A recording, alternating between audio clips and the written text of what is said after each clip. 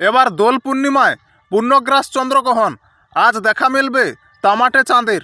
এই বছর দোল পূর্ণিমার আকাশে দেখা যাবে পূর্ণগ্রাস চন্দ্রগ্রহণ। বিজ্ঞানীরা বলছেন যার ফলে উজ্জ্বল সাদার বদলে চাঁদকে দেখা যাবে তামাটে। আকাশে চাঁদের এই রূপ দেখার জন্য মুখিয়ে রয়েছেন মহাকাশ প্রেমীরা। কেন্দ্রীয় সরকারের পৃথিবী বিজ্ঞান মন্ত্রক জানিয়েছে, আজ মঙ্গলবার দেশের একেবারে পশ্চিম প্রান্তে কিছু এলাকা ছাড়া সমস্ত প্রান্ত থেকে এই গ্রহণ দেখা যাবে। দেশের বেশিরভাগ এলাকায় চন্দ্রোদয়ের সময় এই গ্রহণের শেষাংশ দেখা যায়। উত্তর পূর্ব ভারতের কিছু এলাকা এবং আন্দামান ও নিকোবর দ্বীপপুঞ্জ থেকে পুরো গ্রহণ দেখা যাবে। তবে কখন শুরু হবে এই গ্রহণ?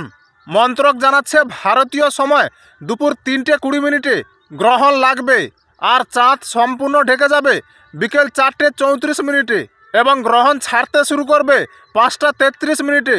এরপর আবার 2028 সালে 6ই জুলাই চন্দ্রগ্রহণ দেখা যাবে, তবে সেটি হবে আংশিক।